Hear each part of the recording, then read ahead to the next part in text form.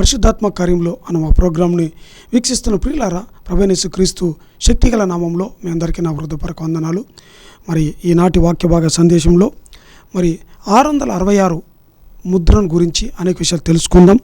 మీరు ఎక్కడ ఎప్పుడు విని ఉండాలని, మరి లోతైన విషయాలు, మరుగైన విషయాలు, మీకు ఎన్నో మరి దీని గురించి డౌట్స్ కూడా ఉంటాయి. అన్నీ కూడా ఈ దినం క్లియర్ అవుతాయి. హల్లెలూయా. చూడండి, ఈ 666 ముద్ర అనేది ప్రపంచంలో అనేక మందికి ఎంతో డౌట్గా ఉంది. ఇది బలవంతంగా వేస్తారా లేదంటే స్వచ్ఛందంగా వేస్తారా అని ఒక ఆందోళన ఉంటున్నారు. చూడండి, ఈ 666 ముద్ర అనేది ఏంటంటే బలవంతం అనేది ఉండదు. 100% ఎక్కడ కూడా ఎవరిని బలవంతం చేయరు. చూడండి, 666 ముద్ర అందరికీ స్వచ్ఛందంగానే వేస్తారు. బలవంతం అనేది ఉండదు. హల్లెలూయా. నిజమన్నా ఇది? ఎస్ పాస్టర్ గారు, నిజమా ఇది అంటే అవునండి, నిజమే. సాతాను ఎవరిని బలవంతం పెట్టాడు. బలవంతంగా వేస్తే దానికి అర్థం ఉండదు. హల్లెలూయా, హల్లెలూయా. చూడండి, ఇంకా ఈ ముద్రను బలవంతంగా వేస్తారని విన్నామే. అవును, మీరు వినిది నిజమే. బలవంతం చేస్తారు కానీ బలవంతంగా వెయ్యరు. ముద్ర వేసుకోవాలనుకుంటే వాళ్ళు స్వచ్ఛందంగా ఏముంది, ప్రతి వీధులకి ప్రతి ఊర్లోకి వచ్చి అందరికీ ముద్రలు గుద్దుకుంటా వెళ్ళిపోవచ్చు కదా. నో, అలా చేయరు. ప్రతి వారు స్వచ్ఛందంగా రావాల్సిందే. హల్లెలూయా. బలవంతం పెడతారు, ముద్ర బలవంతంగా వేయరు. బలవంతమైన పరిస్థితులు తెచ్చి పెడతారు. ఇది మర్చిపోకండి, గుర్తుపెట్టుకొని. హల్లెలూయా. ఇంకా చూడండి, ముద్ర చాలామంది అంటుంటారు, ముద్ర మరి తెలుసో తెలియకో కొన్ని ప్రోత్సాహ పథకాలకు ఆశపడో బలవంత చేయాల్సిన వల్ల పరిస్థితులకు అనానుకూల పరిస్థితుల వల్ల తెలుసో తెలియకో ముద్ర వేయించుకున్నాక పరిస్థితి ఏంటి? దేవుడు క్షమిస్తాడంటే నో. పసిపిల్లలను సైతం దేవుడు క్షమించడు అన్న విషయం, ఒక మరుగైన విషయాన్ని మీరు వినబోతున్నారు. హల్లెలూయా. ప్రార్థన చేసుకుందాం. పరిశుద్ధ ప్రభువా, స్తోత్రం తండ్రి, రాజులకు రాజా మీకు స్తోత్రం నాయన, మహోన్నతుడా, మహిమాన్వితుడా, మహాగణుడా, స్తోత్రం నాయన. ఈ దినం తండ్రి నాయన అయ్యా వాక్యాన్ని మేము ధ్యానించుకుంటుండగా మాతో మాట్లాడు, మమ్మల్ని బలపరచు, మరుగైన విషయాలు మాకు తెలియజేయి తండ్రి. స్తోత్రం. తెలుసుకొని మేము జాగ్రత్త పడడానికి, సిద్ధపడడానికి, మీ హెచ్చరికలకు లోబడి జీవించడానికి మా కృప దయచేయమని వేడుకుంటూ, అయ్యా వాక్యాన్ని బోధిస్తున్న ఏ జ్ఞానం లేని నన్ను ప్రభా మీ జ్ఞానంతో నింపి అయ్యా ఈ ప్రజలతో మాట్లాడడానికి నన్ను బొరగా సాధనంగా వాడుకొని వేడుకుంటూ యేసుక్రీస్తు శక్తిగల నామంలో అడిగి వేడుకుంటూ ప్రార్థిస్తున్నాం పరమ తండ్రి, ఆమేన్. హల్లెలూయా. ప్రియులారా, మరి మత్తయి రాసిన సువార్త 22వ అధ్యాయం 8వ వచనములో, అప్పుడతడు పెండ్లి విందు సిద్ధంగా ఉన్నది కానీ పిలవబడిన వారు పాత్రులు కారు. హల్లెలూయా. చూడండి, మత్తయి 22వ అధ్యాయం 8వ వచనం చదువుతున్నాం కదండి. ఇది ప్రభువైన యేసుక్రీస్తు వారు చెప్పే ఉపమానంలో ఒక భాగంలో ఉంటున్నాం, ఉపమానంలో మధ్యలో ఉంటున్నాం. అంటే ఈ భవిష్యత్తులో జరగబోయే సంఘటనలకి గురించి ప్రభువైన యేసుక్రీస్తు వారు ముందుగానే ఉపమాన రీతిగా చెప్తున్నాడు. ఈ మత్తయి 22:8 అధ్యాయాన్ని మనము ఎలా చూడొచ్చు అంటే, ప్రకటన గ్రంథము 13వ అధ్యాయం 18వ వచనంలో ఉన్నామని గుర్తు చేసుకోండి. మత్తయి 22:8 is nothing but revolutions 13th chapter 17th 18th మధ్యలో అక్కడ ఉంటున్నామని గుర్తు చేసుకోండి. ఇప్పుడు అక్కడ వెంటనే అక్కడికి వెళ్ళిపోదాం. 666 అంటే ఏంటి? గడిచిన వారం తెలుసుకున్నాం. 666 అనేది ఇది సాతాను నంబర్ కానే కాదు, సాతాను సంఖ్య కాదు, బైబిలే చెబుతుంది. ఈ ప్రకటన గ్రంథం 13వ అధ్యాయము మరి 17వ వచనం 18వ వచనాన్ని మనం బహు జాగ్రత్తగా చూసినట్లయితే అది సాతాను నంబర్ కాదు, అది ఒక మనిషిని సంఖ్యే. చూడండి, అక్కడ 666 అని రాయబడింది. ఫుట్నోట్లో 616 రాయబడింది. రోమాను పరిపాలించిన న్యూరోన్ సీజర్ అనే వ్యక్తి యొక్క నంబర్ 666 అని హీబ్రూ భాషలో, గ్రీకు భాషలో 616 అని మనము గడిచిన వారం తెలుసుకున్నాం. ఇది సాతాన్ నంబర్ కానే కాదు. సాతాన్ నంబరు 9.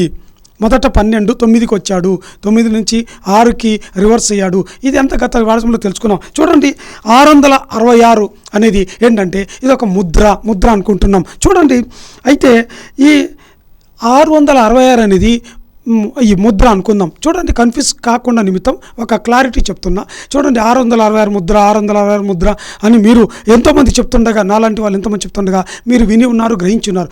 కానీ 666 ముద్ర అనేది ఆ ముద్రలో ఆ నెంబర్ ఉండదండి. 666 అనే నెంబర్ ఎక్కడ కనిపించదు. ఈ ముద్ర అనేది మనం 666 ముద్ర అని చెప్పుకుంటున్నాం, కానీ దీన్ని కొంచెం ఫస్ట్ వివరంగా తెలుసుకుందాం, తర్వాతనే లోతులకు వెళ్దాం. చూడండి, ఈ 666 ముద్ర అనేది 3 లేయర్లుగా ఉంటుంది. మొదటి లేయరు ఒక లోగో ఉంటుందండి, ఏదో ఒక గుర్తు, స్టార్ గుర్తో, ఏదంటే 2 ప్లస్లు గుర్చిన గుర్తో, ఏదో ఒకటి గుర్తు ఉంటుంది, ఒక సింబల్, ఒక లోగో తయారు చేస్తారు. మరి ఆ లోగోలో అప్పటి అంత్యక్రీస్తు యొక్క పేరు ఏదో పేరు ఉంటుంది. ఆ పేరుని ఆ లోగోల మధ్యలో ఆయన పేరు రాసి ఉంచుతారు. హల్లెలూయా. అదే అండి, ఇవి రెండు మాత్రమే పైకి కనిపిస్తాయి. కానీ చూడండి, పైకి లోగో కనిపిస్తుంది, అతని నామము కనిపిస్తుంది. మూడోది ఏంటంటే అంతర్గతంగా ఏంటంటే ప్రకటన గ్రంథం 13:18 ఏంటంట, బుద్ధి గలవాడు, ఏంటంట జ్ఞానం గలవాడు, వివేచన గలవాడు, ఏంటంట ఈ వాక్య వెలుగులో ప్రవచనాల కళ్ళతో దర్శనాల ఆ వెలుగులో చూచినప్పుడు, ఆ సంఖ్యను లెక్కించినప్పుడు, గమనించినప్పుడు, జాగ్రత్త చూసినప్పుడు ఆ సంఖ్య నెంబర్ 666 కనిపిస్తుంది. అది మరుగున ఉంటుంది. ఉదాహరణకి గడిచిన వారంలో మన క్రెడిట్ కార్డు, ఏటీఎం కార్డు కూడా ఉదాహరణకు చెప్పి ఉన్నా. హల్లెలూయా. సరే, అయితే ఏంటంటే చూడండి, ఒకటి గుర్తుపెట్టుకోండి, ఆ ప్రపంచంలో ఏ వ్యక్తి ఈ ముద్ర కలిగి ఉన్నా ఎవరి దగ్గర 666 అనే నెంబర్ కనబడదు. మనం ఫోటోలో చూస్తుంటాం. అది జస్ట్ మనకి ఇమాజిన్, వేరే ముద్ర చెప్తే అర్థం కాదని జస్ట్ అందరూ కూడా ఆ 666 అంటే ఈ సాతాను ముద్ర అని అర్థం కావడానికి వేస్తారు. నిజంగా ఆ నెంబరు ఎక్కడ కనిపించదండి. హల్లెలూయా. అది ఎక్కడ కనిపించదు, మరుగున ఉంటుంది. హల్లెలూయా. మర్చిపోకండి, ఈ రహస్యాన్ని మర్చిపోకండి. హల్లెలూయా, హల్లెలూయా. సరే, అయితే చూడండి, ఈ 666 ముద్ర, ఈ ముద్ర అనేది ఇంప్లిమెంటేషన్ అనేది ఎలా చేస్తారు, ఇది చాలా ప్రాముఖ్యమైన విషయం. దీని గురించి మీకు తెలుస్తుండగా చాలా భయం అవుతుంది. మీరు ఎన్నో విషయాలు, మరుగైన విషయాలు, మీరు ఇదివరకు ఎప్పుడు వినని విషయాలు కూడా ఈ దినం వినబోతున్నారు. జాగ్రత్తగా వినండి. హల్లెలూయా. చూడండి, బైబిల్ చెప్తున్న ఒక ప్రాముఖ్యమైన విషయం, లోతైన విషయం, మరుగైన విషయం, రహస్యమైన విషయం హల్లెలూయా తెలియజేసేది ఏంటంటే ఈ ముద్ర సాతాను ఎవ్వరికి బలవంతంగా వేయనే. అదేంటి సార్, నిజమా? అవునా? అంటే అవునండి, అనండి, అనండి, ఏమైనా అనండి. హల్లెలూయా. సాతాను ఎవ్వరికి బలవంతంగా వేయడు. హల్లెలూయా. ఎందుకు బలవంతంగా వేయడు అంటే అది దేవుని చూసి కాపీ కొట్టిందే. హల్లెలూయా. సాతాను ఏదైనా సరే అన్ని కాపీ కొట్టి దేవుడి నుంచి కాపీ కొట్టే వ్యక్తి మొదటి వ్యక్తి సాతాను. హల్లెలూయా. చూడండి, మొట్టమొదటిగా దేవుడు మనకు ధర్మశాస్త్రం ఇచ్చింది. ఏవైనా సరే అందరూ కూడా ఫ్రీ విల్, స్వచ్ఛందంగానే ఆయన నమ్మాలి, స్వచ్ఛందంగా బాప్తిసం తీసుకోవాలి, స్వచ్ఛందంగా నువ్వు ప్రార్థన చేయాలి, స్వచ్ఛందంగా నువ్వు పాపాలు ఒప్పుకోవాలి, స్వచ్ఛందంగా నువ్వు కన్నీరు విడవాలి. ఇలా ఏదైనా సరే స్వచ్ఛందంగా ఇచ్చే వాటిని మాత్రమే ఆయన అంగీకరిస్తాడు. సేమ్ దాన్ని కాపీ కొట్టి సాతాను చూడండి, సాతానికి అబద్ధి చాలా పేర్లు చెప్పిన గతంలో చాలా ప్రసంగంలో. అబద్ధికుడు, మోసగాడు, దోచుకున్నవాడు, ఏంటంటే నాశనం చేయవాడు, నాశనపుత్రుడు, ఎన్ని పేర్లు ఉన్నా 7 ఏళ్ల శ్రమకాలంలో అవన్నీ సాతానుకు వర్తించవాడు ఆ పేర్లు. హల్లెలూయా. ఎవరి మీద నేరాల్లో పడు, ఎవరిని బలవంతం చేయడు, అందరినీ సంతోషంగా రండి నా దగ్గరికి అని అంటే బలవంతం అనేది ఉండదు. హల్లెలూయా. మర్చిపోకండి, సాతాను ఈ వేసే ముద్ర బలవంతం అనేది ఉండదు. హల్లెలూయా. ఎందుకంటే దేవుడు బలవంతంగా ఎవరిని, బలవంతమైన బాప్తిసాలు, బలవంతమైన పాపాలు ఒప్పించుకోవడాలు, కోడాలతో కొట్టిన పాపాలు ఒప్పుకొని అవి ఏవి చెల్లుబాటులకు రావు. అందుకే free will, everything will be free will. అలాగే సాతాను కూడా అదే విధంగా కాపీ కొట్టి బలవంతం అనేదే ఉండదు. కత్తులు ఉండవు, బుల్లెట్స్ ఉండవు, మెడ మీద కత్తి పెట్టి వేయించుకో అనే పరిస్థితులు రావు. ఎవ్రీథింగ్ అంతా కూడా ఫ్రీగానే ఉంటుంది. హల్లెలూయా, హల్లెలూయా. మరేదంటనా, మరి బలవంతంగా వేస్తారంటే ఇందాక చెప్పాను, బలవంతమైన పరిస్థితులు తీసుకొస్తారు, నిన్ను బలవంతంలో చిక్కిస్తారు, నీకు దారి లేకుండా చేస్తారు. అంత చేసినా కూడా నువ్వు అంత చిక్కిచ్చి రా, ఫ్రీగానే రా, స్వచ్ఛందంగా రా, వచ్చి ముద్ర వేయించుకో, విగ్రహాన్ని ఆరాధించు, బొట్టు పెట్టుకో, ఇవి చేసుకో అని అన్ని పరిస్థితులు చిక్కపెట్టి నిన్ను ఇరికించి ద్వారం తెరుస్తారు. ఈ ద్వారం గుండా రా, నీ ఇరుకులో ఉన్నావు రా, విశాలతకి రా అని స్వచ్ఛందంగానే పిలుస్తారు. హల్లెలూయా. సరే, వింటుండగా మీకు అర్థమవుతుంది. హల్లెలూయా. చూడండి, ఇక్కడ సమాజంలో మనము ప్రకటన గ్రంథం 13:15 చూసినట్లయితే ఈ 17 చూస్తే కొద్దివారే కానీ, గొప్పవారు కానీ, ధనికులు కానీ, దరిద్రులు కానీ, స్వతంత్రులు కానీ, దాసులు కానీ 6 రకాల గుంపులను చెప్తున్నారు సమాజంలో. అంటే 3 జతలు వేసి చెప్తున్నారు. ఏంటంట, ఒక జత కొద్దివారు, గొప్పవారు, ఇంకొక జత ధనవంతులు, దరిద్రులు, ఇంకో జత స్వతంత్రులు అంటే మనం, దాసులు అంటే జైళ్ళల్లో ఉండేవాళ్ళు. ఇలాగ జతలుగా 6 రకాల ప్రజలు ఉన్నప్పటికీ 7 ఏళ్ల శ్రమ కాలంలో 2 గుంపులుగా, 2 గ్రూపులుగా తయారవుతారు. ఎవరు వాళ్ళంటే ముద్ర పడిన వాళ్ళు, ముద్ర వేయించుకున్న వాళ్ళు. రెండవది ఏంటంటే ముద్ర వేయించుకోకుండా తప్పించుకొని తిరిగేవాళ్ళు. ఈ 2 గుంపులు ఉంటాయి. ఈ 2 క్యాస్టులు అనుకుందాం. ఈ 2 తరగతులు అన్నీ మారిపోతాయి. హల్లెలూయా. అయితే చూడండి, ఇక్కడ ప్రాముఖ్యమైన విషయం ఏంటంటే ఈ 666 ముద్రను 4 దశల్లో వేస్తారు. హల్లెలూయా. 4 దశల్లో ఈ ముద్రను వేయడానికి ఇంప్లిమెంట్ చేస్తారు. ఇది చాలా ప్రాముఖ్యమైన దశ. జాగ్రత్తగా వినండి. హల్లెలూయా. లోతైన విషయాలు మీరు వినబోతున్నారు. చూడండి, ఈ ముద్రను ఎలా ఇంప్లిమెంట్ చేస్తారంటే 4 దశల్లో. ఏంటి ఆ 4 దశలు? చూడండి, ఉదాహరణకి మనం చూస్తే ఈ 4 దశల్లో అయితే ఈ ముద్రను ఈ 4 దశలు వేసేదానికంటే ముందుగా ఎక్కడ వేస్తారు ముద్ర మన శరీరంలో 2 చోట్ల వేస్తారు. ఎక్కడంటే చూడండి, ఉదాహరణ చూస్తే ఇది కూడా కాపీడే. ద్వితీయోపదేశకాండం 11వ అధ్యాయము 18వ వచనంలో దేవుడు మోషేతో చెప్తున్నాడు ఇశ్రాయేల్ ప్రజలకి, ఇదిగో వీరు నా ధర్మశాస్త్రాన్ని విన్నారు కదా, ఈ ధర్మశాస్త్రంలో కొన్ని వచనాలు అంటే నిర్గమకాండము 13వ అధ్యాయంలో కొన్ని వచనాలు, మరి అలాగే ద్వితీయోపదేశకాండం 11వ అధ్యాయంలో కొన్ని వచనాలు తీసుకొని రాగి రేకుల్లో రాసుకొని అవి ఇక్కడ ఈ 2 కళ్ళకు మధ్యలో ఈ నొసటిలో బాసికంలాగా కట్టుకోవాలి. అలాగే కుడి చేతికి మనం స్మార్ట్ ఫోన్ వాచ్ పెట్టుకుంటాం కదా, అలా పెట్టుకోవాలి. ఈ 2 స్థలాల్లో పెట్టుకొని వాళ్ళు ఉండాలి. ఎందుకంటే వాళ్ళు మరి ఫోర్ హెడ్ మీద 2 కళ్ళ మధ్యలో దానిని ధరించాలి. చూడండి, దేవుడు ఆజ్ఞ ఇస్తున్నాడు. అంటే మనము చూడండి, మన తల ప్రాముఖ్యమైన, మన దేహంలో తల అన్నిటికంటే ప్రాధాన్యమైంది. ఈ తలలో ఎక్కువైందంటే ఈ ఆలోచనలంతా కూడా ఇక్కడ ఈ ప్రాంతం దేనికి గుర్తు అంటే మెదడుకు గుర్తు. ఆలోచనలు విశిష్టమైన ఉన్నతమైన స్థితికి ఆలోచనలు అన్నీ కూడా ఇక్కడే ఉంటాయి. హల్లెలూయా. అయితే ఇక్కడ దేవుని వాక్యాన్ని ఎందుకు పెట్టమంటున్నారు? 2 కళ్ళ మధ్యలో ఇక్కడ ఇప్పుడు చూడండి, యూదులైతే నేటికి కూడా మనం యెరూషలేములో చూసినట్లయితే కొంతమంది యూదులు ఈ ఆచారాన్ని ఫాలో అవుతుంటారు. ఒకటి నల్లటి చర్మంతో కూడుకున్న బెల్ట్కి ఒక చిన్న బాక్స్ ఉంటుంది. ఆ బాక్సులో ఏంటంటే ఒక రాగి రేకు మీద ఈ నిర్గమకాండం 13వ అధ్యాయంలో కొన్ని వచనాలు, ఒక 20 వచనాలు, ద్వితీయోపదేశకాండంలో 10 వచనాలు ముందు వెనక రాసి అది అక్కడ పెట్టుకుంటారు. ఎందుకంటే దేవుడు హెచ్చరించాడు. ఇక్కడ నొసటి మీద ఎందుకు పెట్టుకుంటారంటే, నువ్వు ఏ పని ఆలోచిస్తున్నా సరే ఇక్కడ నీ తల దగ్గరే నీ ఆలోచనలకు దగ్గరే దేవుని వాక్యం ఉంది, మర్చిపోతున్నావు. దేవుని వాక్యానికి వ్యతిరేకంగా నీ ఆలోచనలు వ్యతిరేకంగా ఉండకూడదు, దేవుని వాక్యానికి వ్యతిరేకమైన ఆలోచనలు చేయకూడదు, జాగ్రత్త అని గుర్తు చేయడానికి ఇక్కడ తగిలించుకోమన్నాడు దేవుడు. అలాగే కుడి చేయికి ఎందుకంటే, ఇదిగో కుడి చేత్తో మనం అన్ని పనులు చేస్తుంటాం. ఏ పని చేస్తున్నప్పుడు ఇదిగో ఈ స్మార్ట్ ఫోన్ లాంటిది ఉందనుకుందాం తండ్రి, చూడండి వాటిని ఈ యూదులు ఈ బెల్ట్ని తలకి తర్వాత చేయికి ఈ 2 చోట్ల తగిలించుకొని 2 చోట్ల తగిలించుకుంటారు. 2 చోట్ల తగిలించుకొని వాళ్ళు మేము యూదులము, పరిశుద్ధులము, మేము దేవుని వాక్యాన్ని పాటించే వాళ్ళని చూపించుకుంటుంటారు. చూడండి, దానిని హెబ్రీ భాషలో టెఫిలిన్, హెబ్రీ భాషలో వీటిని ఈ తగిలించుకున్న ఈ పెట్టెలని టెఫిలిన్ అంటారు. దాన్నే గ్రీకు భాషలో ఏంటంటే ఫిలాక్టరీస్ అంటారంట. హల్లెలూయా. చూడండి, మరి ఇవి ఈ కుడి చేత్తో ఏదైనా పని చేసేటప్పుడు ఇదిగో ఈ దేవుని వాక్యం ఉంది కదా, ఈ వాక్యానికి విరోధంగా నువ్వు కుడి చేత్తో ఏ పని చేయకూడదు, జాగ్రత్త. దేవుని వాక్యానికి విరోధమైన ఏ పని నువ్వు చేయకూడదు, జాగ్రత్త. దేవుని వాక్యానికి వ్యతిరేకంగా ఏ ఆలోచనలు చేయకూడదు, జాగ్రత్త అని ఇక్కడ సూచనగా, ఇక్కడ చేయికి సూచనగా మరి ఉంచుకోమని దేవుడు చెప్పాడు. సరే, అది మరి ప్రభువైన యేసుక్రీస్తు వారు వచ్చేంత వరకు, అంటే మత్తయి రాసిన సువార్త 23వ అధ్యాయం 5వ వచనం వరకు ఈ వచనాన్ని పాటిస్తూ వచ్చారు. అయితే ప్రభువైన యేసుక్రీస్తు వారు ఈ ఆచారాన్ని మరి ఈ టెఫిలిన్ పెట్టెల్ని ఫిలాక్టరీస్ పెట్టెలు చూసి ప్రభువైన యేసుక్రీస్తు వారు గద్దిస్తున్నారు. ఎందుకు మీరు ఈ ఆచారాన్ని, సాంప్రదాయాన్ని, దేవుడు చెప్పిన ఉద్దేశం వేరు, మీరు దీన్ని ఆచారంగా, సాంప్రదాయంగా మీరు దీన్ని ఏంటంటే అతిభక్తిగా చేస్తున్నారే, మీరు రాగిరేకులను పెద్దగా చేశారే, వస్త్రపు చెంగులను పెద్దవి చేశారే అని ప్రభువైన యేసుక్రీస్తు వారు వారిని గద్దిస్తున్నట్టుగా మనం చూడగలం. హల్లెలూయా. ఇక్కడ ఏంటంటే దేవుడు అనాదిగా ఈ 2 స్థలాల్లో నొసటికి కుడిచేకి దేవుడు వాక్యాన్ని పెట్టుకుని జాగ్రత్త అని చెప్పాడు కదా. అలాగే ప్రకటన గ్రంథంలోకి వచ్చేసరికి ఇక్కడ ఏంటంటే దేవుడు ఈ 1,44,000 మందిని వీళ్ళు నా ప్రజలు అని దేవుడు వారి నొసటి మీద, ఒకవేళ దేవుడు పెన్ సైన్ 777 అనుకుందాం, దానికి దేవుడి నామము 777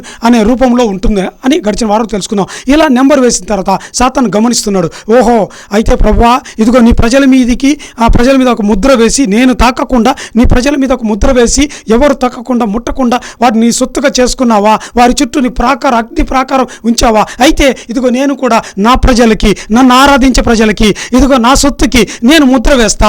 అదే ఈ 2 చోట్లని, నొసటికి కుడి చేతికి ఈ 2 చోట్ల దేవుడు వాటిని పవిత్రంగా ఎంచే వాటిని నేను అపవిత్రం చేస్తా అని ఈ 2 స్థానాల్లో ముద్ర వేయడం ప్రారంభిస్తారు. హల్లెలూయా, హల్లెలూయా. ఇలాగా ఈ ముద్ర స్టార్ట్ అవుతుంది. ఇక్కడ వేయడానికి ఏంటంటే తలకి, ఈ ఫోర్ హెడ్కి, తర్వాత కుడి చేతికి వేయడం ప్రారంభిస్తారు. హల్లెలూయా. అయితే ఈ ముద్ర అనేది 4 దశల్లో వేస్తారండి, 4 అంచెలుగా వేస్తారు. చూడండి, ఏంటి ఆ 4 దశలు అంటే, మొట్టమొదటి దశ ఏంటంటే దాన్ని ప్రారంభ దశ అనుకుందాం. చూడండి, బాగా గమనించండి, ఈ ముద్రను వేసే బాధ్యత చూడండి యెరూషలేములో దేవాలయంలో అంత్యక్రీస్తు అంటే సాతాను యొక్క 2 అంచుల ఖడ్గము గతంలో చెప్పున్నా.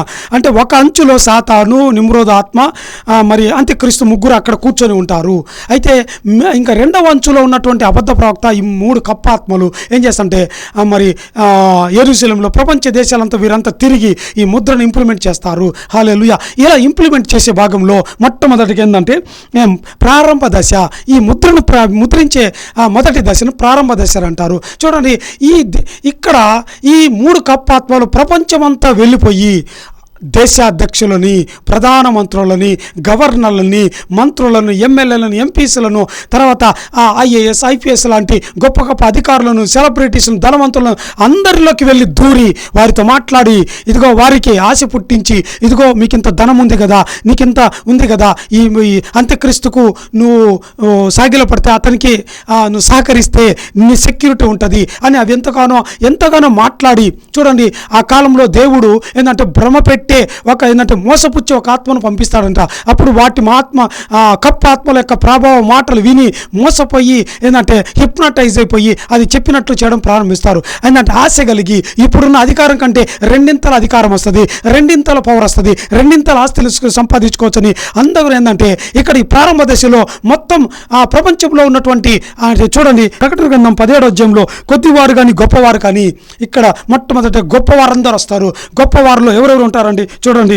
ఇప్పుడే మనం తెలుసుకున్నాం, ప్రెసిడెంట్లు, దేశాధినేతలు అందరూ గొప్ప వాళ్ళందరూ కూడా వచ్చి ఇదిగో మేము అంత్యక్రీస్తుకి మేము సపోర్ట్ చేస్తున్నాము, వీఆర్ ద ఫాలోయర్స్. చూడండి, ఒక రాజకీయ నాయకుడు పార్టీ పెడితే అందులో మొట్టమొదటి పార్టీ కార్యకర్తలు జాయిన్ అయినట్టుగా వీళ్ళందరూ జాయిన్ అవుతారండి. ఇలా జాయిన్ అయ్యే వారందరికీ నొసటి మీద ముద్ర వేస్తారు. హల్లెలూయా. నొసటి మీద వీళ్ళందరికీ నొసటి మీద ముద్ర వేస్తారు. చూడండి, ఇక్కడ ఏంటంటే వీళ్ళకి ఈ మోసపుచ్చి అబద్ధ ప్రవక్త కప్పాత్మలు మోసపుచ్చి వీళ్ళందరినీ తోడుకొని వచ్చి ముద్ర వేసేస్తారండి. ఇది మొదటి దశ. దీని తర్వాత రెండవ దశ. దీన్నే ఏంటంటే మనం ఏం చెప్పామంటే కప్ప ఆత్మలు బెక్క అని ప్రచారం చేసినట్టుగా మీరు ఎక్కడ ఏది చూసినా కూడా యెరూషలేములో ఉన్న విషయాన్ని మనం ఇక్కడ చూస్తూ ఉంటాం. ఫ్రీగానే చూస్తుంటాం.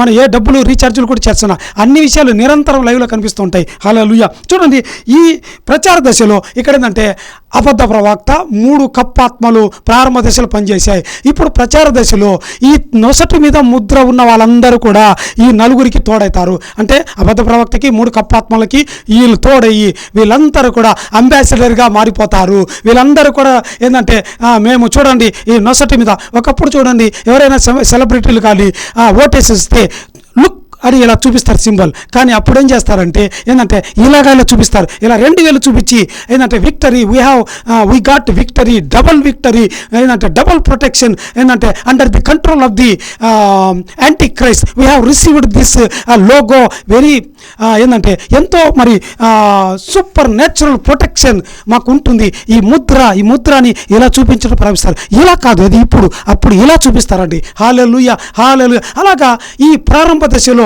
ఇంకా ఈ వీళ్ళందరూ కూడా మొత్తం ఏంటంటే మరి దేశమంతటా మరి టీవీల్లో, స్పీచ్ల్లో, మరి ఆడియో వీడియోల్లో, మరి ప్రచారాల్లో, వాట్సాప్లో, స్టేటస్లో, లింక్డ్ఇన్లో ఏమైనా సరే అన్నింటిలో ప్రతి ఒక్క వ్యక్తి అందరూ సామాన్లు చూస్తారు. అరే మా దేశ అధికారి, మా దేశ ప్రధాని, అయ్యో ఇతను ఇంత ధనవంతుడే, ఇంత గొప్ప మేధావి, అబ్బా ఇంత వ్యక్తి కూడా వేయించుకున్నాడు అందరూ ఆశ్చర్యపోతుంటారు. అయినప్పటికీ సామాన్యులు ఏంటంటే తొందరపడి భయపడి రారు. అయితే ఇక్కడ ఏంటంటే అంతకు ఈ సాతాను ఒక ఏంటంటే ఆ కాలంలో మనం అనుకున్నట్టు 5G టెక్నాలజీ ఉండదండి. అది వెరీ చీప్ టెక్నాలజీ. 6G కూడా చీపే అనుకోవచ్చు. 7G మేబీ ఎక్స్పెక్టేషన్, కానీ 8G టెక్నాలజీ ఉండొచ్చని ఎక్స్పెక్ట్ చేయొచ్చు. చూడండి, మరి ఆ సొఫిస్టికేటెడ్ టెక్నాలజీ ఉంటుంది. అప్పుడు ఏంటంటే ఇప్పుడు మనం చూస్తున్నటువంటి కరెన్సీ డబ్బులు, రంగు కాగితాలు ఏవి ఉండవు. రంగురంగుల నాణ్యాలు, వెండివి, సిల్వర్, ఇనుముటి ఏవి కూడా ఉండవండి. అసలు మన దగ్గర డబ్బు కరెన్సీ అనేది ఉండదు. కేవలం డిజిటల్ కరెన్సీ, క్రిప్టో కరెన్సీ.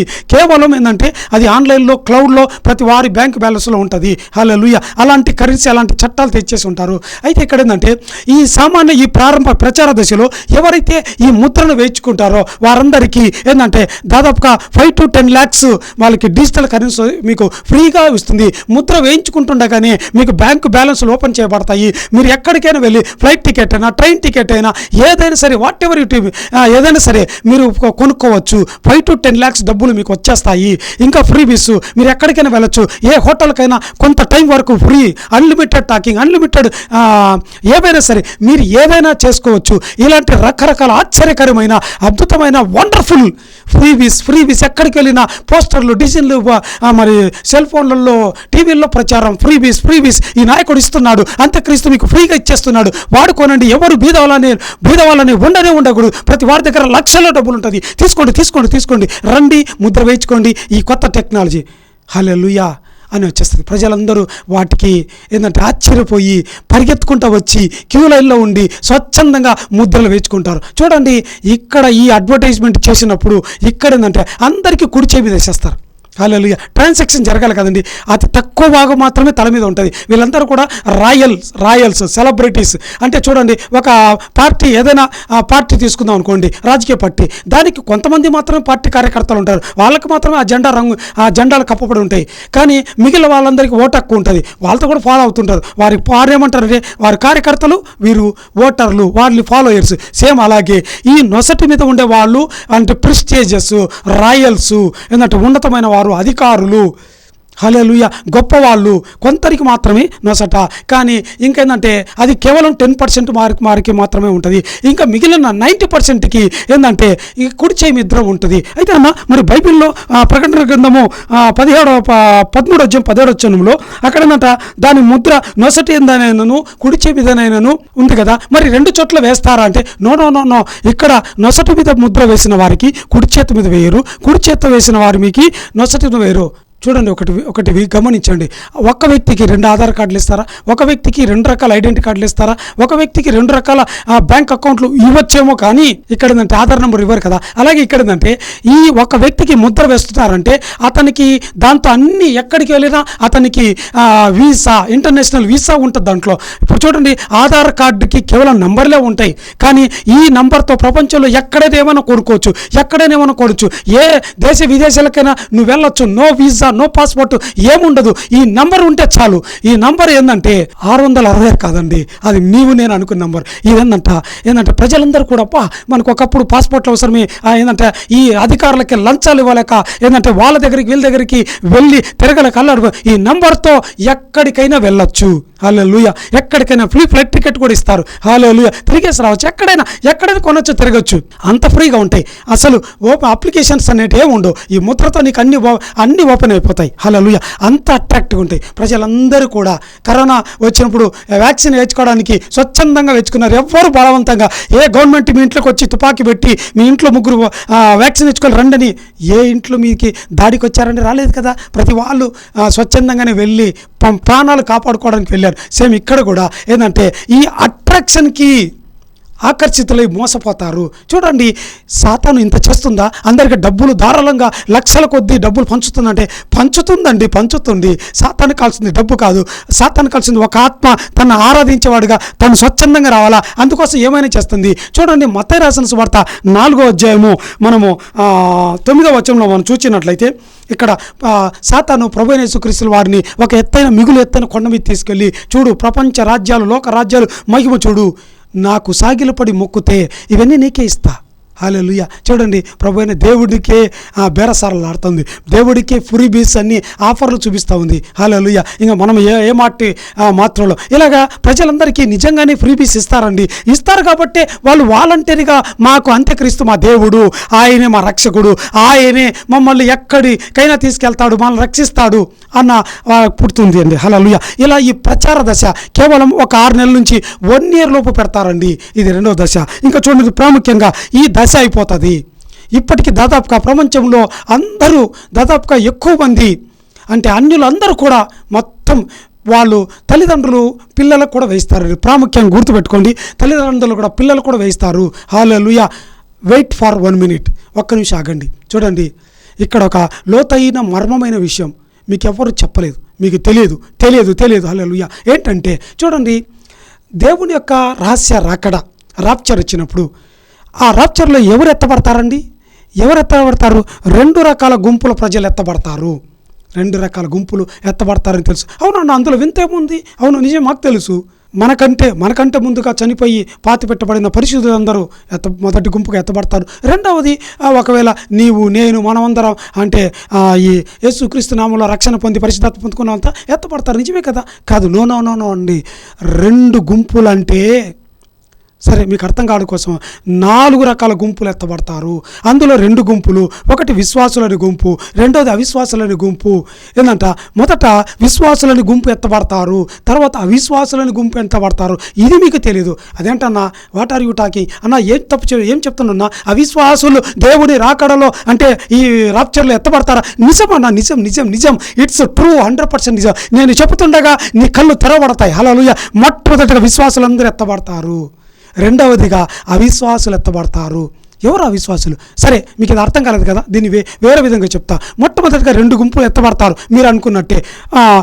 పాత నిబంధన పరిశుద్ధులు, మన ఏంటంటే ఇదివరకు చనిపోయిన పరిశుద్ధులు ఎత్తబడతారు. రెండవదిగా మనం అంటే జీవించిన మనం సజీవంగా ఎత్తబడతాం.